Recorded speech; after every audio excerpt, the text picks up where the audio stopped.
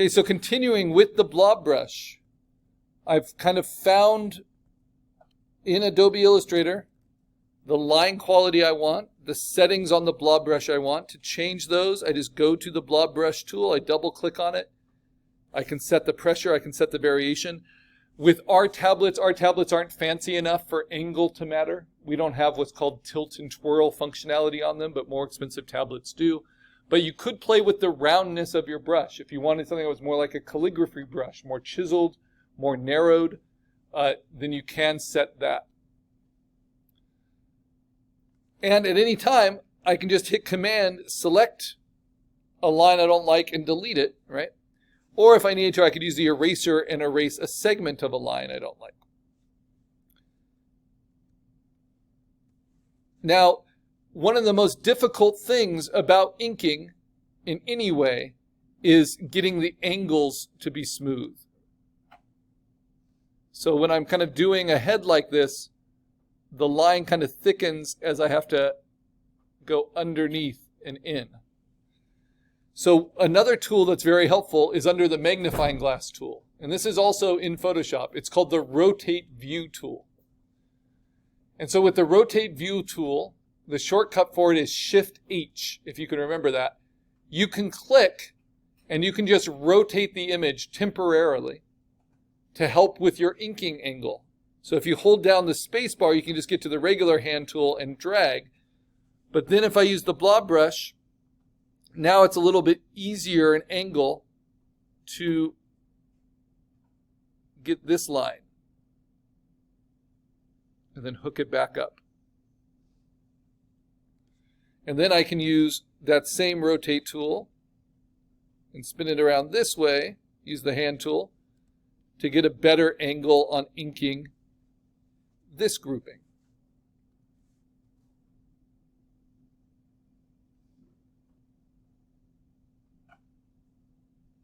And if I get it wrong, Command Z. Just like if you were inking by hand, you would rotate the paper for optimal angles.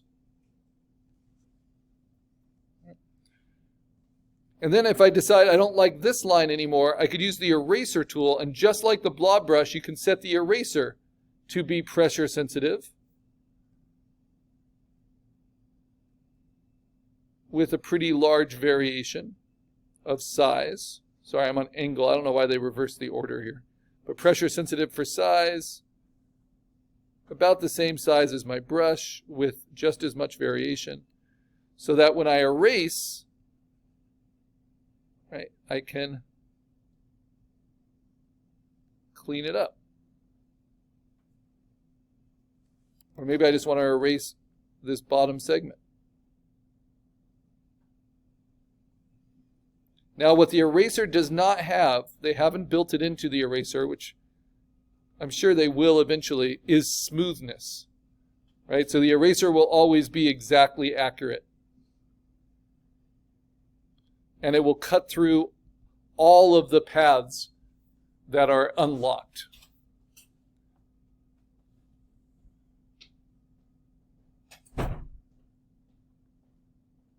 That's just a tough angle right there. So I'm going to use the rotate tool, try to get a better angle on it, and then blob brush it.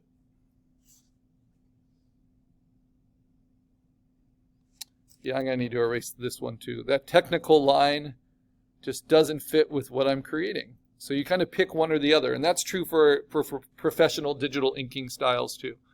There are inkers that specialize in technical line. There are inkers that specialize in gestural line.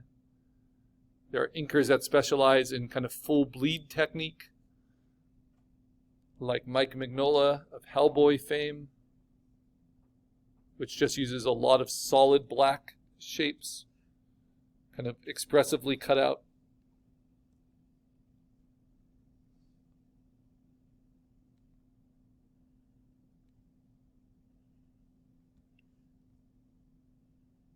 And all these little striations. I'm just going to do those before I do the containing lines for them. Maybe even add a couple.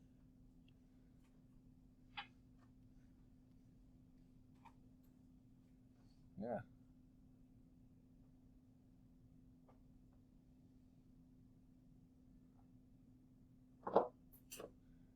And then the hardest part is where your lines come together, right? You usually get little spills, so that's where the pencil tool comes in. And just redrawing those. But remember, you have to stay on the path, start on the path, and end on the path.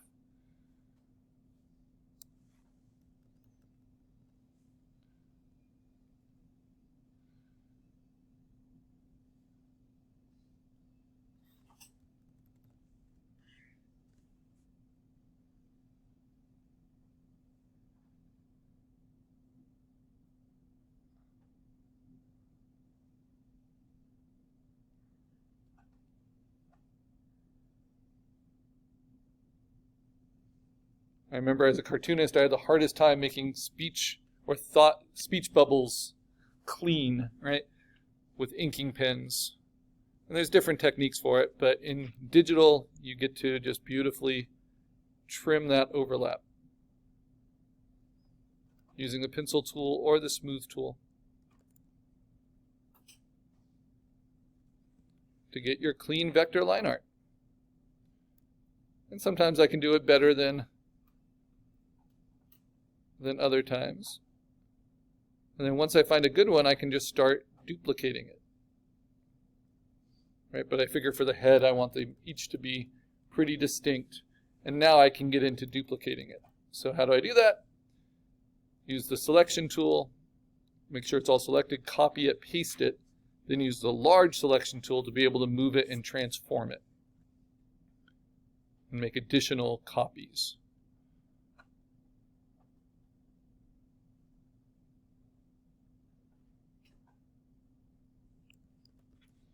And because this is very Art Deco, because it's the combination of this repetitive pattern, but they're each slightly different, and they work with each other, the inner and the outer oval. Each one is going to be distinct and yet have a similar character.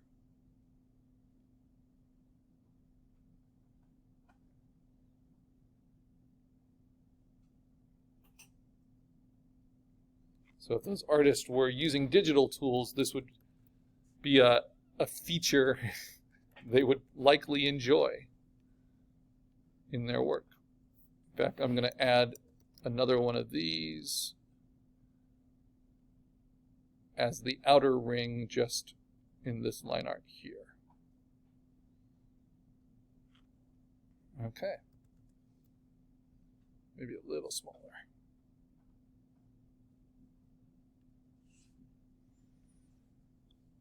Take that again, copy it, paste it, bring it into the others.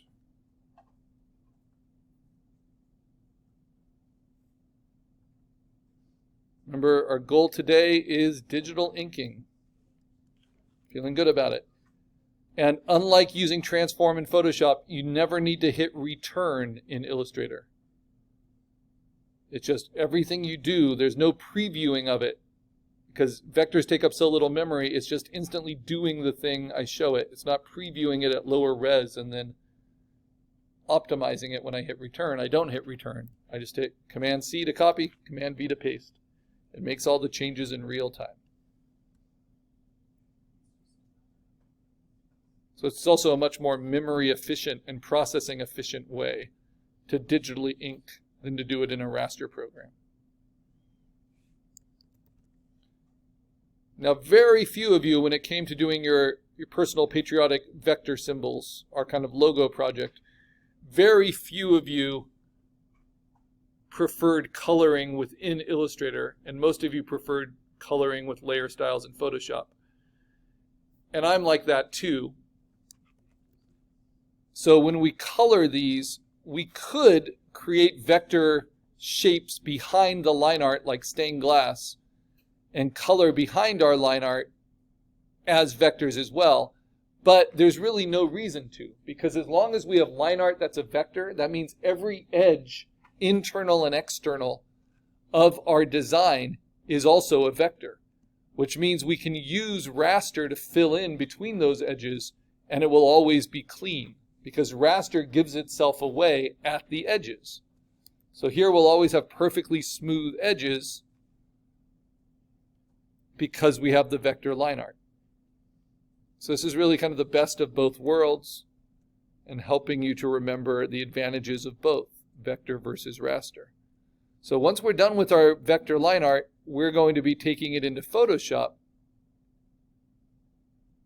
And from there, we will be coloring behind our line art.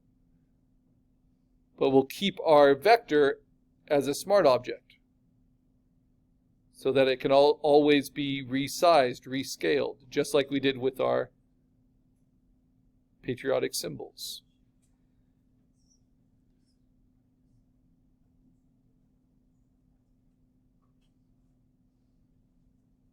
I'm getting a little perfectionist here. I need to stop. It's so hard. Okay.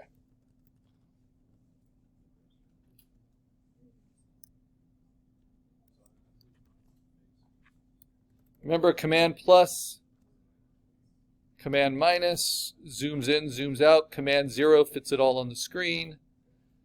Holding down spacebar allows you to drag as you're zoomed in, which is very helpful. And then that rotate tool is very helpful to have activated in that bottom right-hand corner.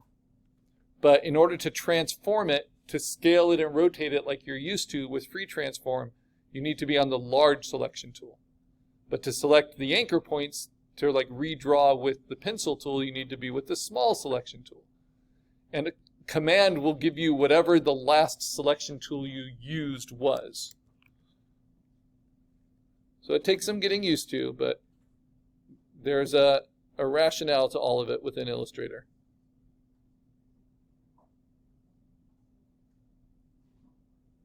And it can be learned with practice.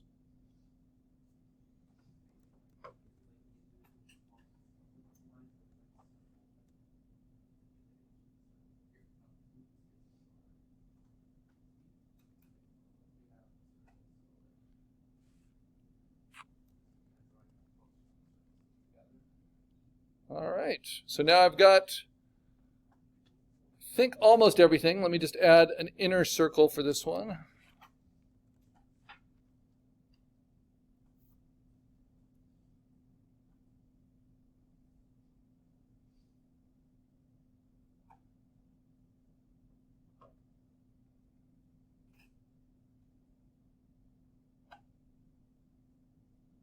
There we go.